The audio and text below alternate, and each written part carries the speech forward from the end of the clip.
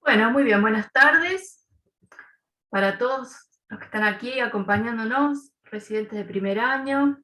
Mi nombre es María Elena Castrillón, seguramente ya me ubican de algún lado. Y bueno, el tema de hoy es anatomía radiológica de la pelvis. Esta clase, bueno, está en el aula virtual también, así que la pueden consultar. Y bueno, un poco para empezar, esta imagen de un cuadro que se llama La lección de anatomía, ¿no? Y bueno, cómo estaban antes y cómo estamos ahora. Hemos estado este último tiempo todos ahí por Zoom mirando un poco. Así que bueno, así se transforman las cosas. Entonces, hoy vamos a ver la anatomía radiológica de la pelvis, hablando de distintas modalidades de imagen, principalmente lo que es la radiología, resonancia y tomografía computada. Para eso, bueno, hay que tener la orientación de los planos, que ustedes ya conocen, lo que son el plano axial, el plano coronal, sagital. Eso ya a esta altura del año seguramente ustedes ya están todos reconociendo eso. También lo que son las densidades o las intensidades de señal, esto también o en radiología, en tomografía, también seguramente ya están reconociendo todo eso. Y bueno, vamos a hablar de algunos puntos de referencia respecto a la anatomía que nos puede orientar hacia las distintas patologías. Así que bueno, a calmarse y vamos a hablar hoy de la pelvis, que es un poco como este cuenco que vemos acá, que tiene como una abertura más ancha en un sector y en otra parte más pequeña. Un poco la pelvis está representada entonces en este cuenco. Así que bueno, vamos a ir viendo la anatomía radiológica, vamos a ver algunos de los métodos por imagen de cómo se ve la anatomía. Y bueno, por ahí lo primero que nos podemos enfrentar de la anatomía radiológica es la radiografía panorámica de pelvis, donde está incluida toda la pelvis y podemos ver algunas similitudes y algunas diferencias en lo que es la pelvis femenina y la pelvis masculina. Ustedes cuando ya empiezan y tienen estas dos imágenes, las empiezan a comparar, vamos a ver algunas diferencias. Entonces, como están desarrolladas para distintas funciones, en el caso de la pelvis femenina con una orientación más hacia la contención del útero, de un feto y del parto, tienen algunas diferencias anatómicas. Vamos a ver el sacro en ambos. En el caso de las mujeres tiene un sacro más corto con menor inclinación, a diferencia de la pelvis masculina, que tiene un sacro como más delgado, con mayor inclinación y más largo. Así que bueno, esa es una diferencia que podemos observar. Con respecto a la pelvis menor y a esto que hablábamos recién de este cuenco, es más ancha o ginecoide en las mujeres, tiene esta morfología más redondeada, y en el caso de la pelvis masculina más estrecha. Con respecto a las espinas isquiales, menos prominentes en las mujeres, con un diámetro entre ellas mayor a 12 centímetros, mientras que en la pelvis masculina estas espinas isquiáticas son más prominentes, pero con un diámetro más estrecho. También vamos a revisar los arcos pubianos, y acá podemos ver también algunas diferencias. Si tomamos el ángulo del arco pubiano, es más de 90 grados en la pelvis femenina y menos de 90, en la masculina. Bien, entonces, un poco este cuenco está representado por un plano de abertura y un plano de ingreso y un plano de salida, y todo es lo que está contenido en esta pelvis. Vamos a ir analizando ahora a continuación los distintos componentes, tanto óseos como musculares, como de los distintos órganos masculinos y femeninos dentro de esta pelvis.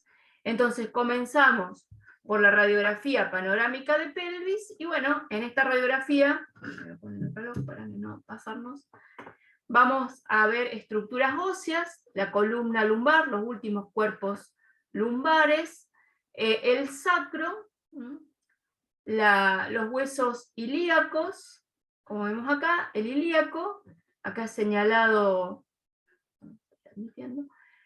señalado entonces también los límites de lo que es el isquion, el pubis, las ramas pubianas inferior y superior. Esto delimita el agujero obturador o el foramen obturador, el pubis. A ver, tenemos ahí un micrófono abierto. Bueno, en la parte más posterior, el coxis. Bueno, se ve también la parte superior o el tercio superior del fémur, con los acetábulos, con las cabezas femorales. Así que todas esas son estructuras óseas que reconocemos en la pelvis. Vemos las crestas ilíacas, el alerón sacro y las espinas ilíacas. Antero superior, todos estos son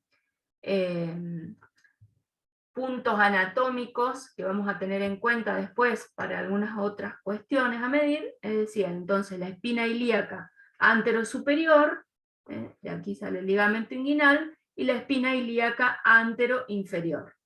El acetábulo, formado por los huesos pelvianos. Tener en cuenta que aquí es donde, digamos, en el desarrollo de los huesos pelvianos es un punto de debilidad, entonces en las fracturas acetabulares puede que en esos puntos de debilidad es donde pueden estar los trazos de fracturas, así que hay que verlo bien. Y bueno, como vimos antes, las espinas isquiáticas, más o menos prominentes, de acuerdo si es una pelvis femenina o masculina. La sínfisis del pubis. Acá vemos, bueno, un ejemplo de una pelvis patológica. ¿Cuál sería el hallazgo clave en esta radiografía? ¿Qué les parece? De acuerdo a lo que hemos visto hasta ahora.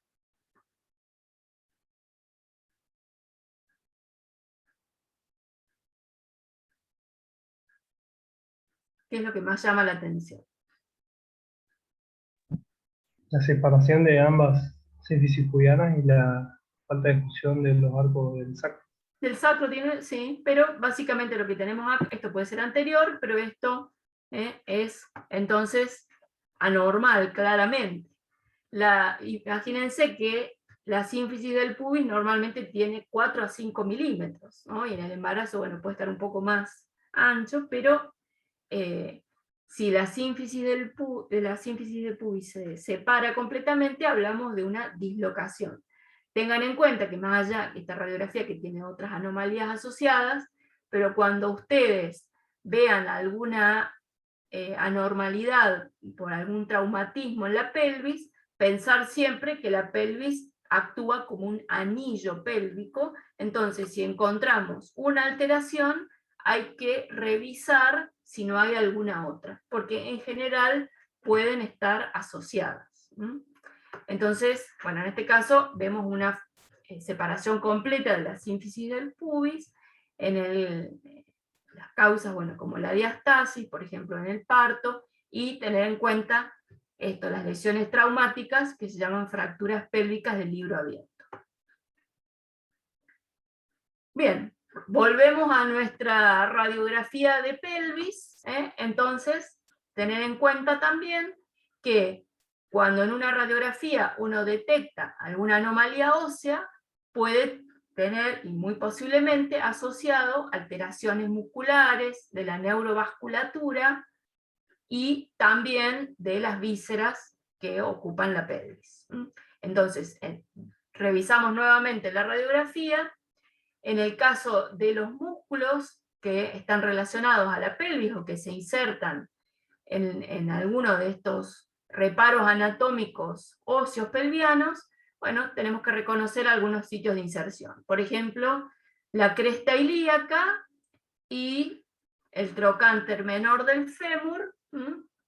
El músculo ilíaco se va a originar en la fosa ilíaca superior y se va a insertar en el trocánter menor, tal como vemos acá en este esquema, digamos, lo que está en color verde. Conocer entonces estas inserciones hace que por ahí sea más fácil recordar un poco digamos, y la unión de estos puntos, recordar cuál es la función de este músculo. Por ejemplo, se puede ver que al contraer el ilíaco se va a flexionar y rotar el muslo. Entonces, de acuerdo a dónde están las inserciones musculares, podemos determinar las acciones de esos músculos. Como vemos acá, entonces veíamos el músculo ilíaco y también vemos el músculo psoas, que, bueno, forma, evidentemente, como conocemos el psoas ilíaco, con inserción a nivel de trocánter menor.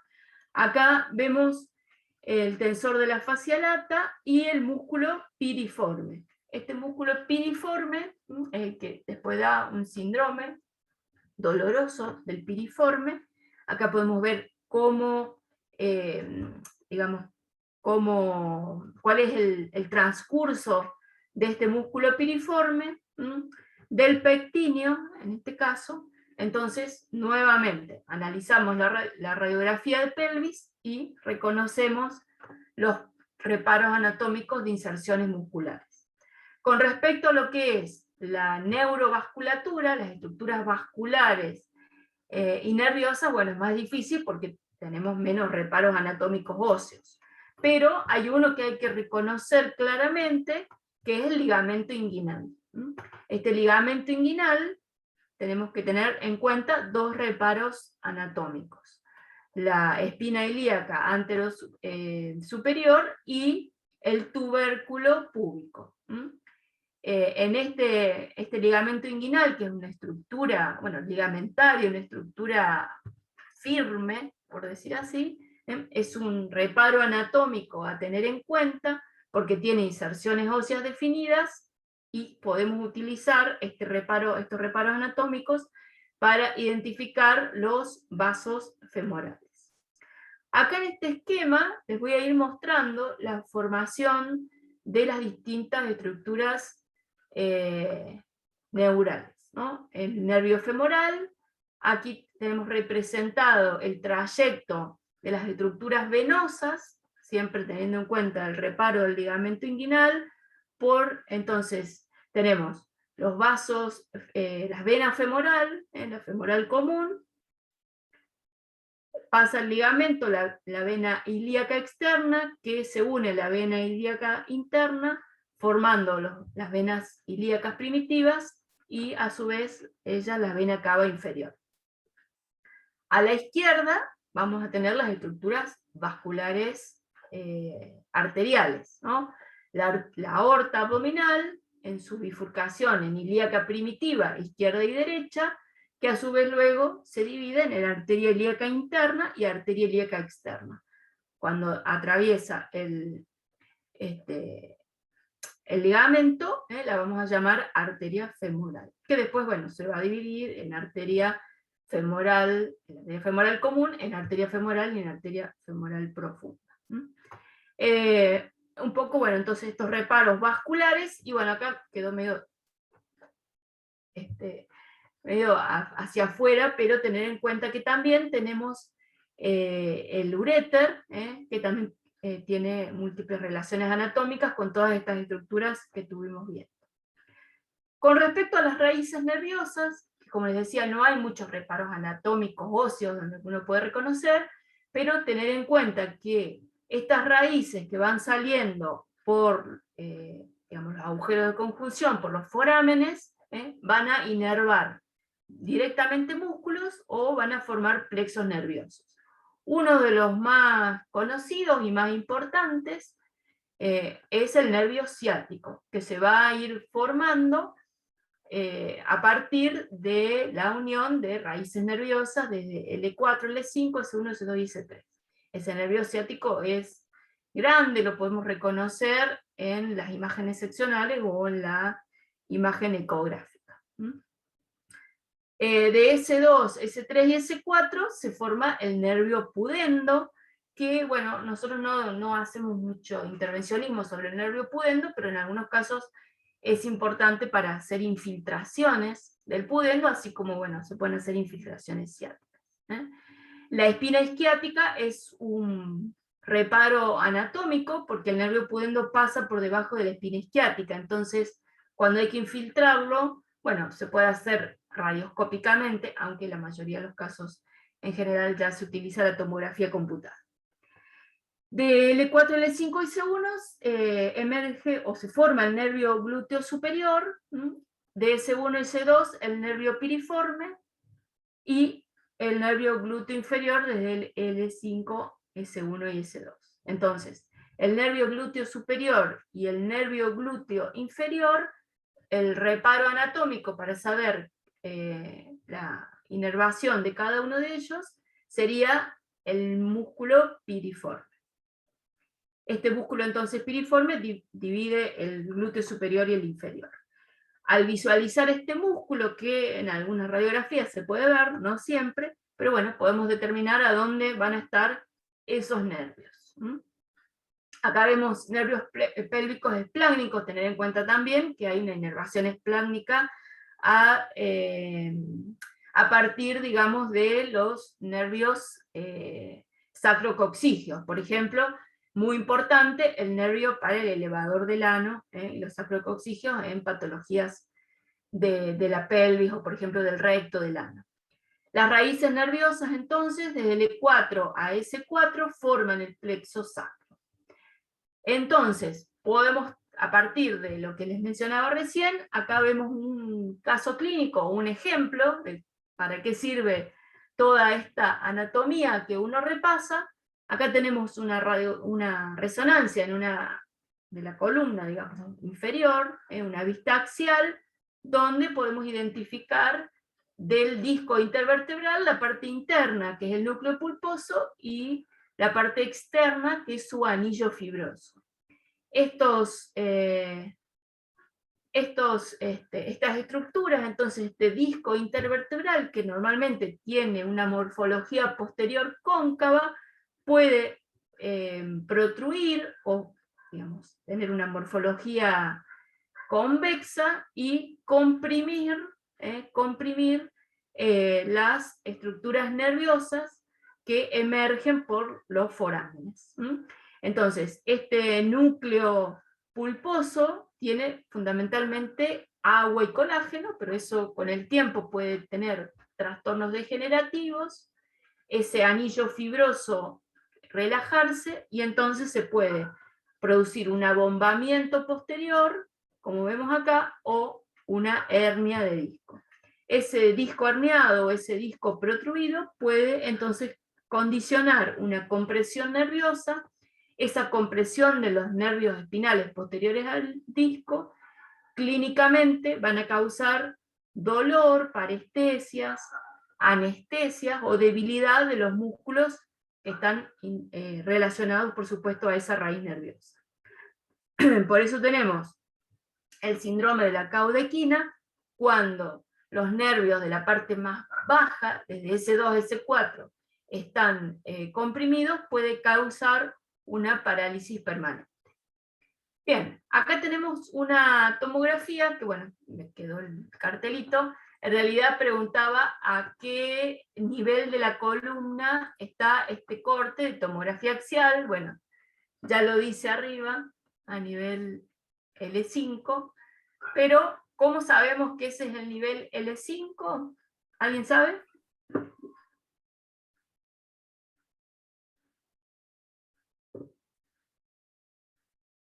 Esto es una tomografía en una vista axial.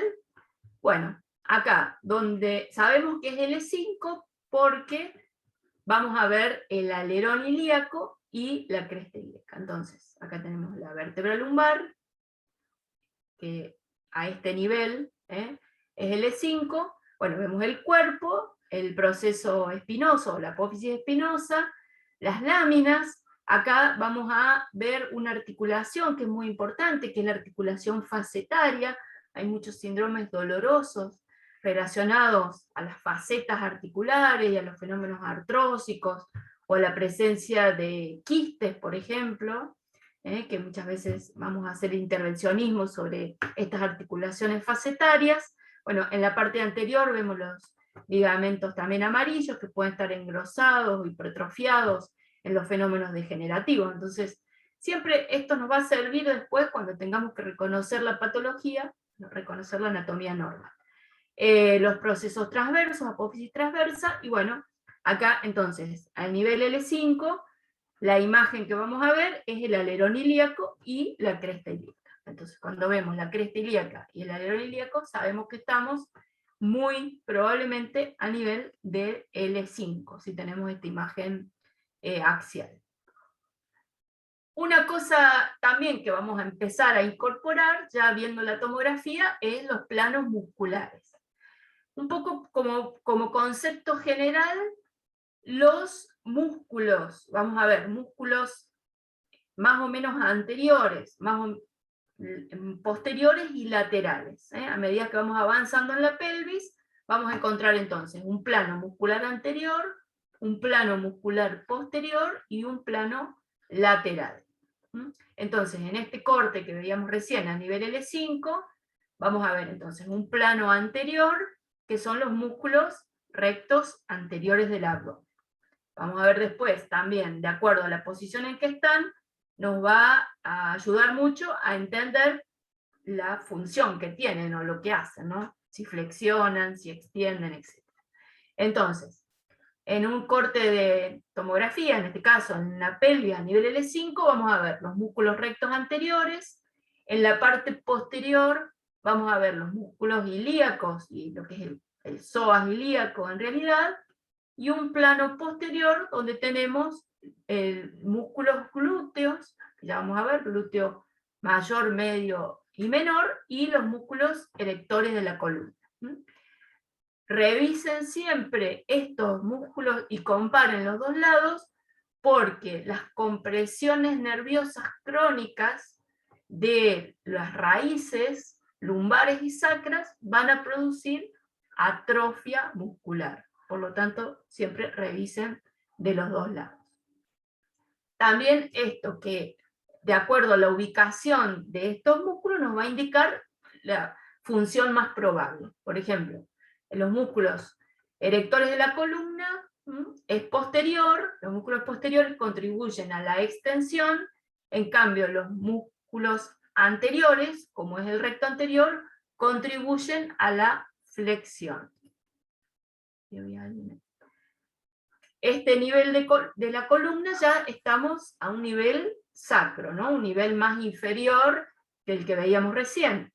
Entonces, en esta imagen vemos el sacro y la espina ilíaca anterosuperior. Bueno, aclarar, yo creo que ya a esta altura ya todos ustedes lo saben, ver siempre también el aire, en la imagen hipodensa que corresponde al aire, que esté dentro del tubo digestivo y no afuera, porque bueno, en ese caso tendríamos un neumoperitoneo.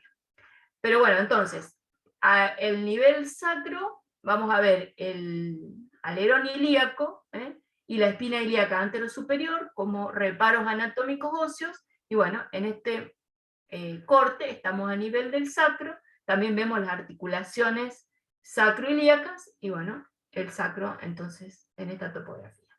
Y acá vamos a reconocer a nivel sacro los músculos glúteos. Comparen de un lado y del otro, como les decía, y busquen las atrofias musculares. Entonces, vamos a tener tres planos glúteos. El glúteo mayor, el que señalo ahí, el glúteo medio y el glúteo menor. Acá lo vemos en ambos lados. Entonces, los músculos más posteriores son músculos extensores o responsables de la extensión y de la abducción. El glúteo entonces mayor es el más posterior, el más externo, por lo tanto tiene una función de mayor extensor principal. El glúteo medio y el glúteo menor son más posterolaterales, entonces son más abductores o abductores que los músculos más posteriores. Entonces, de posterior, extensor, laterales, abductores, y si nos vamos hacia adelante y hacia interno, son más aductores o flexores, ¿no? Eso como concepto general de los reparos o de los planos musculares. Acá tenemos, bueno, el músculo ilíaco y los músculos rectos abdominales. Bien, como les decía, entonces, si encontramos músculos que tienen signos de atrofia, por ejemplo, en este caso, debilidad del glúteo medio, responsable de la abducción de la cadera, inervado por el glúteo superior, bueno, el reparo anatómico también a tener en cuenta es el músculo piriforme. ¿Cómo podemos detectar una parálisis o una alteración del glúteo superior por compresión nerviosa del nervio que inerva ese plano muscular? Vamos a comparar y vemos en la tomografía, por ejemplo, el lado que tiene compromiso neural va a tener signos de atrofia muscular. Bien, vamos a un plano un poco más inferior y ahora estamos a nivel del coxis. Entonces, empezamos en la parte superior, en un plano medio de la pelvis, y ahora en un plano inferior de la anatomía, en este caso por tomografía. ¿Qué reparos anatómicos entonces vamos a encontrar? Bueno, en primer lugar, las estructuras óseas, acá vemos el acetábulo, acá confluyen los huesos pelvianos, la osificación, digamos, del pubis, del isquion y del ilion, y va a formar el acetábulo. Entonces, todas estas partes de la pelvis confluyen acá.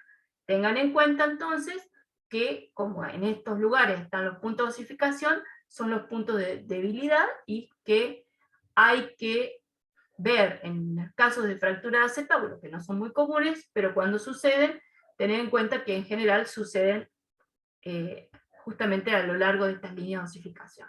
Bueno, acá vamos a ver la cabeza del fémur y el cuello del fémur, como reparos, y el trocánter mayor. Como les decía, es un corte o una imagen axial a nivel del coxis, por lo tanto, bueno, lo que vamos a ver como reparo anatómico óseo también, entonces es el coxis. En este caso ya vamos a ver otras estructuras musculares. Lo mismo, recordar como concepto general lo que veíamos antes. Entonces, el plano muscular posterior, o el plano glúteo, bueno, vamos a ver algunas estructuras internas de la pelvis, como es la vejiga, y vamos a los planos musculares más anteriores, el músculo ilíaco y el psoas, que van a ir hacia el trocánter menor, el sartorio. Acá, bueno, están también los reparos vasculares, ¿no? La arteria y la vena femoral común.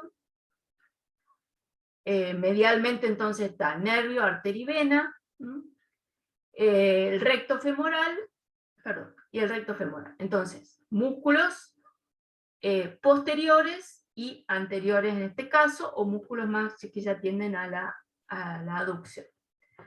Ejemplo, entonces, en este nivel sacro coxis, S2, S4, acá tenemos entonces nuestra radiografía, la que empezamos al principio, y este corte. Una de las procedimientos intervencionistas que se puede hacer es el bloqueo del nervio pudendo. Para eso se toma como referencia las espinas isquiáticas, tanto a nivel radiológico, pero fundamentalmente acá a nivel tomográfico, que me parece un poco lo que uno hace habitualmente ya del intervencionismo. El nervio pudendo recorre esa topografía, esa anatomía. Esas raíces nerviosas que vienen de S2, S4, bueno, forman distintas ramas, y en algunos casos es necesario el bloqueo del pudendo, el bloqueo del nervio pudendo. Por ejemplo, en partos vaginales o en procedimientos vaginales menores se hace la anestesia ahí, o el tronco, digamos, el bloqueo del tronco del nervio pudendo, utilizando este punto como referencia. Se puede hacer por palpación, transcutáneo, pero básicamente este sería el punto de inserción si hacemos una guía tomográfica. Entonces, tomando como referencia la espina isquiática. Bien, y si vamos a un corte un poco más inferior, ya estamos a nivel de los huesos pélvicos, pero a nivel femoral, ya vemos acá el fémur, vemos parte de la rama pubiana inferior, y tenemos distintos planos musculares, obturador externo, pectíneo, bueno, los vasos femorales que están ahí. En el sector posterior vemos parte del glúteo mayor, sartorio, el recto femoral y el tensor de la fascia lata. Y más afuera el vasto lateral. Estos son músculos de la parte anterior del músculo, y como veníamos diciendo, ¿qué les parece? ¿Cuáles serían las acciones de estos músculos anteriores e internos? ¿Qué les parece? Músculos flexores, o sea, van a cumplir la función de flexión, más o menos. Bien, exacto. Contribuyen fundamentalmente a lo que son la flexión y las rotaciones de los que están más internos a la rotación y los que están más externos a la extensión o la abducción, ¿sí? Entonces, nuevamente, reconocer un poco de concepto general de la función de estos músculos. Bueno, pasamos ahora a una vista, en este caso sagital. Estamos viendo la parte inferior de la columna lumbar, vemos las vértebras lumbares, vemos los discos, que en este caso tienen algunos cambios degenerativos, esto se llama neumodisco, por trastornos degenerativos. Vemos parte del sacro acá y del coxis. Bueno, las apófisis espinosas. La cadena, esta sería la proyección de la cadena simpática y de la caudequina, lo que veíamos viendo recién entonces, en la vista axial, conformando estos nervios viscerales que forman el plexo pélvico. Bueno, en la parte anterior tendríamos el pubis, los músculos anteriores del abdomen. Los nervios que se forman a partir del plexo pélvico son fibras aferentes parasimpáticas y viscerales que justamente van a inervar los órganos pélvicos y genitales. Muy importantes en lo que es el control de esfínteres internos, de la motilidad rectal, la transmisión del dolor del cuello uterino, la disfunción eréctil, así que todo este síndrome de caudequina puede producir, y esta alteración a nivel de este plexo pélvico puede producir todos estos tipos de alteraciones. Entonces, recordar, cuando nos mandan los antecedentes clínicos de los pacientes, bueno, un poco de la anatomía relacionada a ese síndrome clínico. Bueno, vemos acá los anteriores, entonces estaría dado, recuerden esta forma de cuenco que tiene la pelvis, que acá la podemos ver representada en lo que son los músculos anteriores, el recto abdominal, y lo que son los músculos del piso pelviano, principalmente el nivel del elevador del ano. La proyección acá tendríamos, bueno, el nivel de la uretra y la vejiga, el recto en la parte posterior, y la reflexión peritoneal. Acá, en esta imagen axial, ya en este caso resonancia, porque la resonancia nos va a permitir ver algunas cosas que la tomografía y la radiografía por supuesto no, como es el tejido graso pararectal o las fascias mesorrectales. Bueno, en este corte anterior tenemos la vejiga y las vesículas seminales, pero la resonancia va a representar el mejor método para estudiar este sector inferior, de lo que es la fosa isquioanal, el elevador del ano, bueno, obviamente los otros músculos también, pero la resonancia va a ser el que mejor nos demuestre, inclusive con resonancia pelviana dinámica, para ver las disfunciones, digamos, del suelo pelviano. Bueno, vamos a ver un poco lo que hay adentro y los órganos genitales masculinos y femeninos. En esta imagen de resonancia, bueno, tenemos en esta imagen coronal, testículo o el escroto, el cordón espermático, el cuerpo cavernoso, que en realidad son dos, pero se llama como uno solo, el cuerpo cavernoso, el cuerpo esponjoso. En la parte interna va a ir la uretra y recubiertos por la túnica albuginea. un poco reconocer esto porque hay distintas patologías que pueden estar relacionadas a alteraciones anatómicas. Por ejemplo, el cuerpo esponjoso, digamos, evita que la uretra se comprima durante la erección. Y la túnica albuginea, que puede estar lesionada y en el caso, por ejemplo, de una fractura peniana. En algunos casos hay engrosamientos o placas, como la enfermedad de Peyronie, que también se produce como alteración de la túnica albuginea. Acá vemos otra imagen en un corte también coronal, el escroto, bueno, testículo, el septum del escroto, el epidídimo, en su porción caudal y la cabeza del epidídimo, el cordón espermático, y en este caso, bueno, el cuerpo cavernoso y el cuerpo esponjoso con la uretra en él.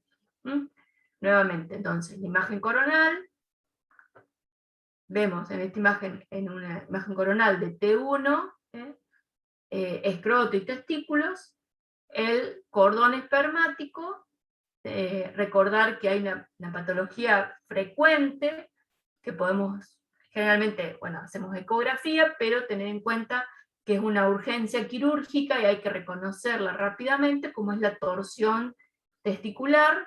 Hay un compromiso del flujo sanguíneo hacia los testículos, la clínica es el dolor intenso, y tenemos que diferenciar la torsión de una orquiepididimitis, en la cual la conducta es, en una es quirúrgica y en la otra es médica, por lo tanto es importante reconocer esta entidad clínica, y para eso, bueno, reconocer la anatomía, tener en cuenta que en la torsión testicular, que seguramente nos van a pedir una ecografía con Doppler, vamos a ver cómo es la rotación del cordón espermático y de las estructuras vasculares.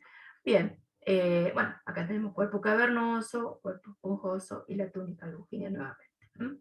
En este cordón espermático contiene varias estructuras anatómicas, conductos deferentes, el plexo pampiniforme, la arteria testicular y la rama genital del nervio genitofemoral. Por lo tanto, todo este contenido se va a ver afectado en el caso de una torsión, que tenemos que reconocerla rápidamente. En esta vista axial de resonancia en un T2 vemos nuevamente cuerpos cavernosos, que en general se lo denomina como una estructura singular. Bueno, la parte más posterior del recto, fémur, nuevamente cuerpos cavernosos, el esponjoso con la uretra en el medio, y ya estamos a un nivel inferior de la unión ano-rectal. Fémur. Bien. Otro método de imagen que podemos reconocer la anatomía radiológica es esto que vemos ahora acá, que es un estudio que nos permite evaluar la uretra colocando un contraste. En general se utiliza más, obviamente, para la uretra masculina. Esta es una vista, fíjense que tomamos acá como parámetro de referencia, una vista oblicua de la pelvis. Vamos a ir inyectando contraste en forma retrógrada, por eso este estudio se llama uretrocistografía retrógrada, que también se la llama miccional, porque en muchos casos hacemos el estudio miccional para la evaluación del reflujo. Pero nos permite muy bien ver la anatomía, principalmente de la uretra masculina, que tiene distintos componentes. Entonces, el contraste es inyectado de forma retrógrada en la uretra, desde la uretra distal hacia la vejiga. ¿Para qué realizaríamos este estudio? Bueno, fundamentalmente cuando hay una alteración en el flujo de orina en el sector uretral, principalmente.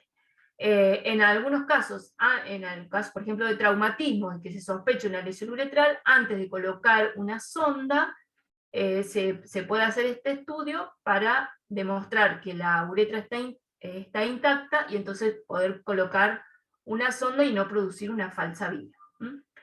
Entonces, la cistouretrografía, que en general se realiza también con la fase miccional, nos permite ver bien lo que es la anatomía uretral normal, masculina, en el caso de la uretra prostática, lo que sería el sector rodeado por la próstata, la uretra membranosa, que atraviesa el diafragma urogenital, la uretra vulvar, en la raíz del pene, y la uretra peniana, que va, como vimos en la imagen de resonancia, por el centro del cuerpo esponjoso.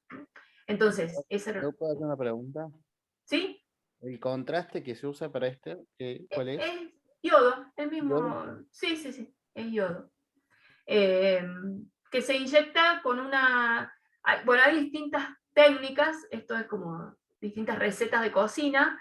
Algunos colocan una pequeña sonda con un baloncito tipo sondita Foley, y que es lo que vemos acá como esta imagen de falta de relleno, en el extremo, digamos, distal de la uretra, y después se coloca. Algunos otros, por eso digo, según quien hace, otros colocan una jeringa con pico grueso, pero siempre se coloca contraste iodado común, diluido con solución fisiológica, ¿sí? Y se hace esta proyección oblicua, justamente para que tengamos tejidos blandos en la parte posterior, para poder ver en una misma imagen todo el recorrido de la uretra.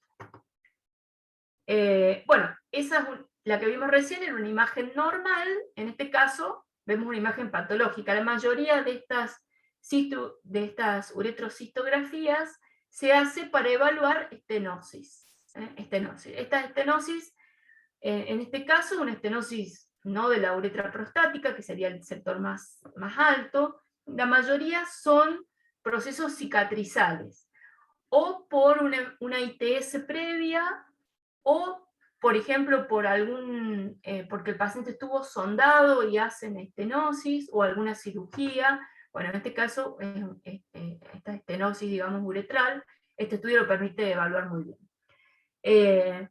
Los pacientes, bueno, con estenosis de uretra, a ustedes les va a llegar la solicitud de este estudio, porque, bueno, presentan un chorro débil, o porque tienen urgencia miccional, o porque orinan con un volumen reducido, o porque tienen alguna molestia o dolor. En general, la mayoría de las veces por un chorro débil, ¿no? Bien.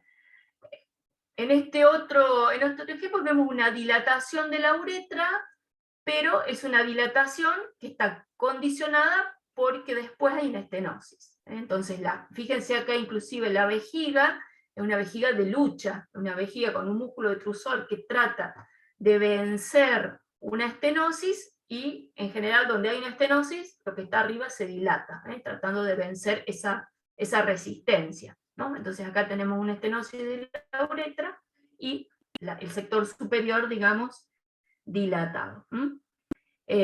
Otras causas, obviamente, que no sean por una estenosis, en general por un proceso fibrocicatrizal, bueno, la mayoría son complicaciones iatrogénicas, ¿no? Por posquirúrgicas, etc. Y en menos frecuencia por una anormalidad congénita. Nuevamente, una uretrocistografía miccional, vemos las distintas partes de la uretra entonces prostática. Hay que tener en cuenta que cuando empieza a crecer la próstata, esa porción de la uretra puede estar estenosada, o disminuida, digamos, en su calibre. Entonces, en general, bueno, la mayoría de los casos es por una hiperplasia prostática benigna.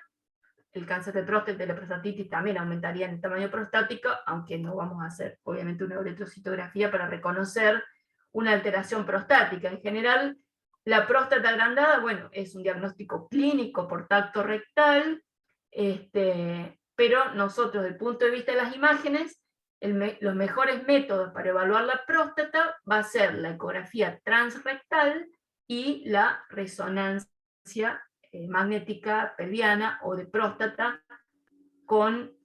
orientada o específicamente para la evaluación del cáncer de próstata, ¿no? Bien, con respecto a los órganos genitales femeninos, ¿cómo estamos de hora? Bien.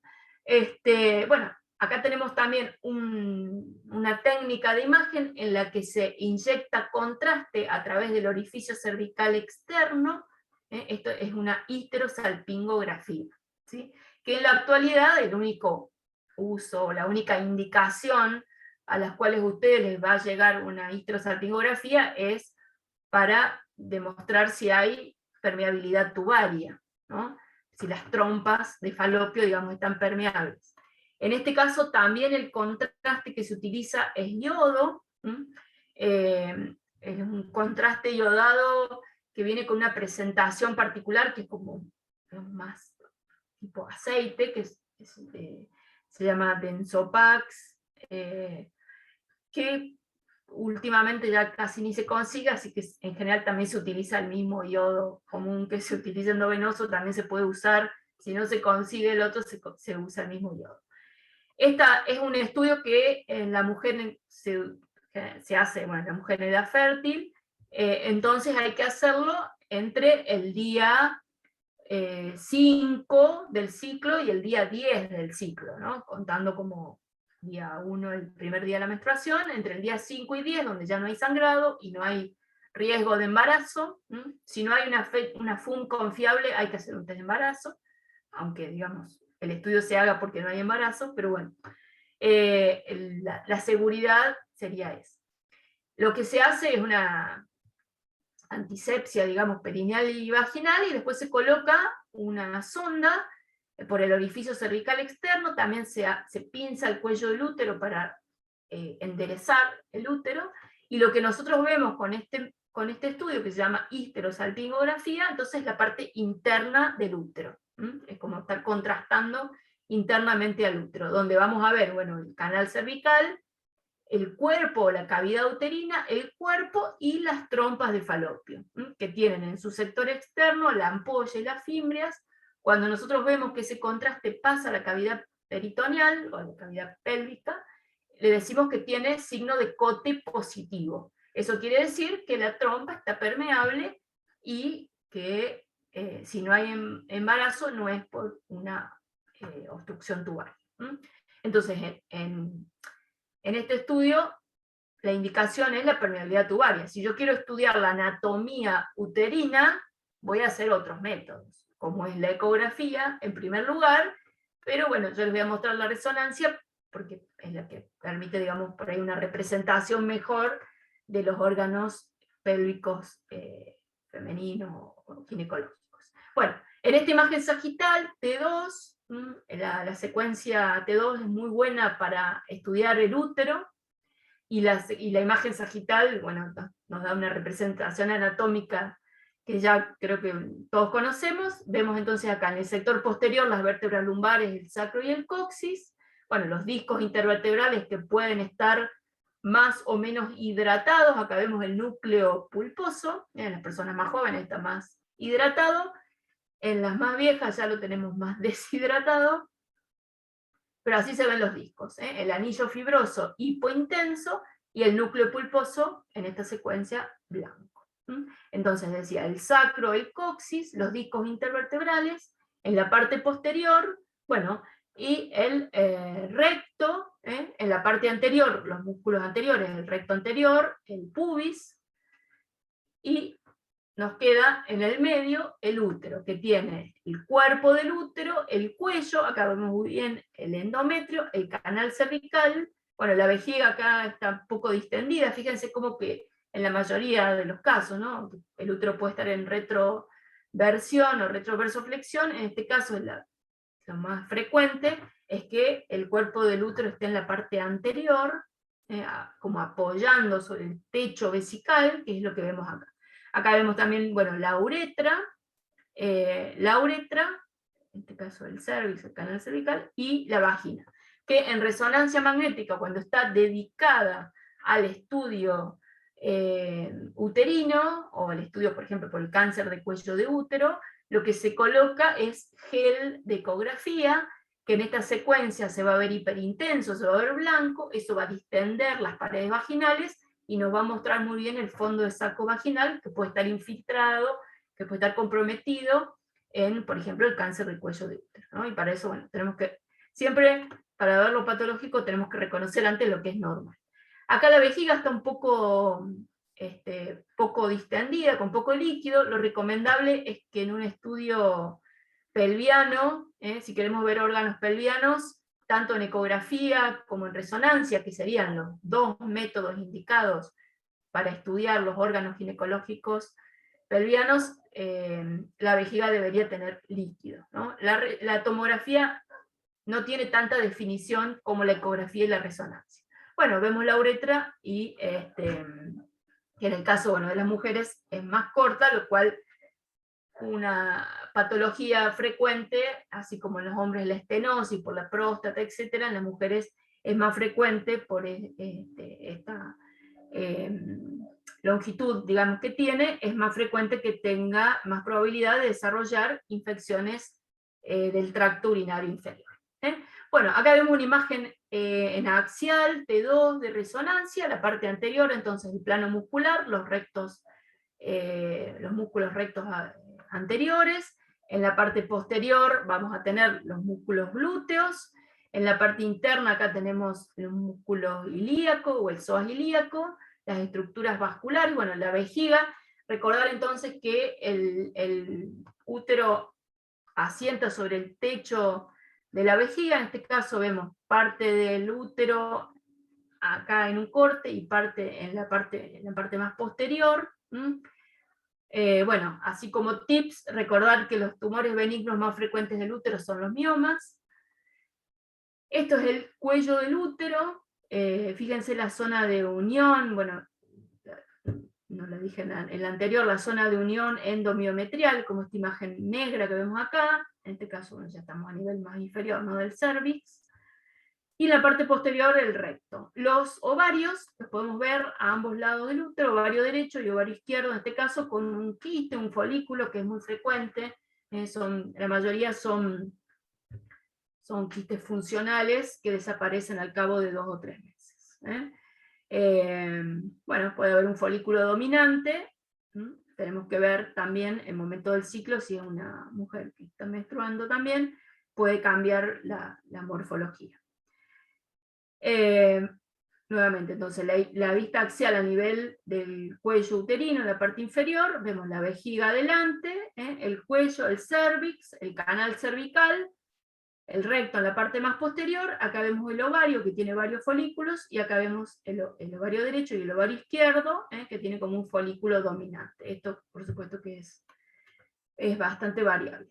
El útero acá no vemos el cuerpo del útero porque estaría más arriba y posiblemente en la parte, digamos, en la parte superior en el techo vesical. Como vemos acá, en esta vista coronal, ¿sí? Fíjense los planos acá, en la parte posterior, el psoas, el ilíaco, parte de la columna, los huesos pelvianos, tengo la cabeza del fémur, y la vejiga y el útero, o el cuerpo del útero, es más anterior, entonces vemos el cuerpo uterino, y bueno, los ovarios acá envueltos. Nuevamente, en la resonancia vista a nivel de ovarios, vemos el ovario izquierdo, que tiene varios pequeños folículos, y un quiste funcional, un quiste simple de ovario, que en general, digamos, tiene este contenido líquido, homogéneo, hiperintenso en T2. En general, un quiste de ovario no da ningún síntoma, son asintomáticos, pero se pueden romper, entonces el líquido que cae a la cavidad peritoneal irrita el peritoneo y puede dar un dolor abdominal, ¿no? Por eso es frecuente en algunos momentos del ciclo encontrar un poco de líquido en el fondo del saco de úteros.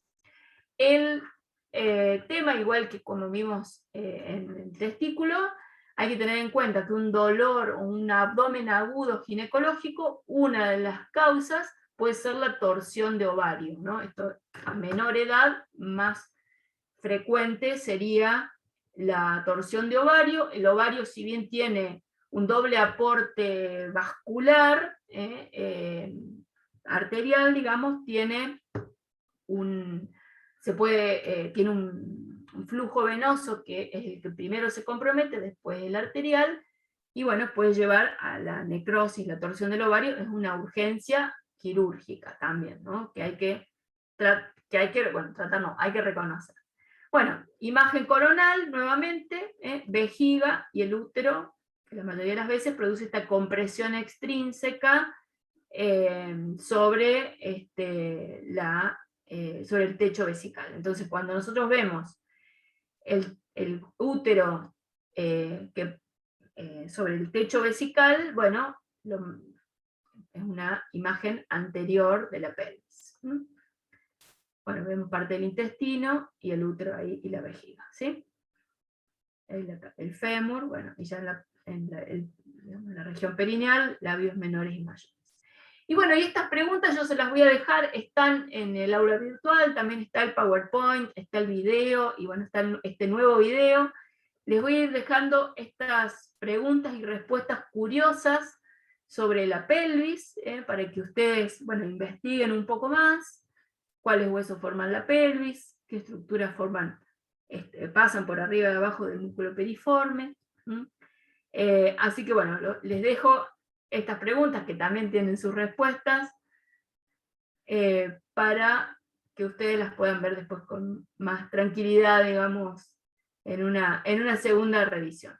Bueno, y como mensaje, dice, esta frase me gusta porque tú puedes ver solamente, o puedes solamente buscar lo que tú conoces, solamente encuentras lo que tú buscas y solamente tratas lo que tú encuentras. Así que bueno, muchas gracias por estar acá a esta hora en esta reunión. Espero que les haya sido de utilidad y los escucho.